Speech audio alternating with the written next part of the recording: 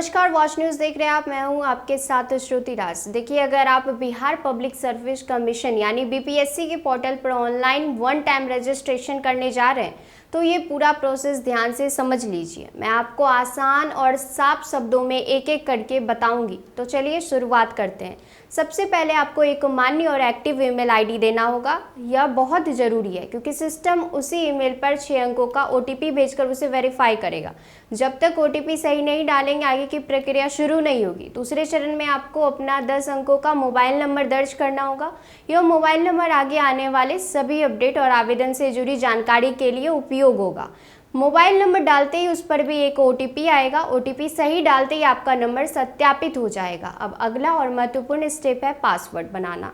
आपको एक मजबूत अल्फा न्यूमेरिक पासवर्ड बनाना है। कोशिश करें कि उसमें कोई स्पेशल कैरेक्टर जैसे हैशटैग या @ शामिल हो।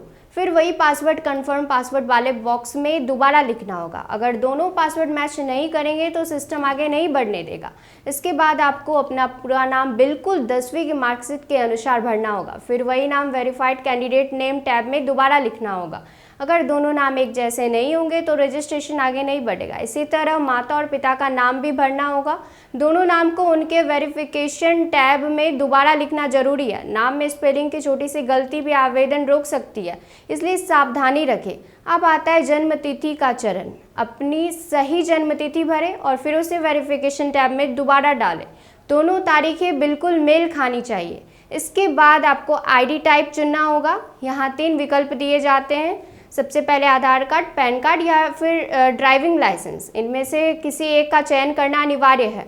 फिर आपको ड्रॉप डाउन मेन्यू से अपना लिंग चुनना होगा, पुरुष या महिला। अब आता है आखिरी और बहुत महत्वपूर्ण स्टेप, सिक्योरिटी प्रश्न। ये प्रश्न इसलिए पूछे जाते हैं ताकि अगर आप कभी अपना लॉगिन आईडी या पासवर्ड भूल जाएं तो इन्हीं सवालों के जवाब देकर दोबारा लॉगिन कर सके। सवाल कुछ इस प्रकार होते हैं कि आपने 10वीं किस वर्ष पास की, 10वीं बोर्ड का शॉर्ट नाम क्या है, आपका 10वीं का रोल नंबर क्या था, आपने 10वीं या इंटरमीडिएट किस वर्ष पूरा किया, आपका ब्लड ग्रुप क्या है, आपका पसंदीदा खिलाड़ी कौन है।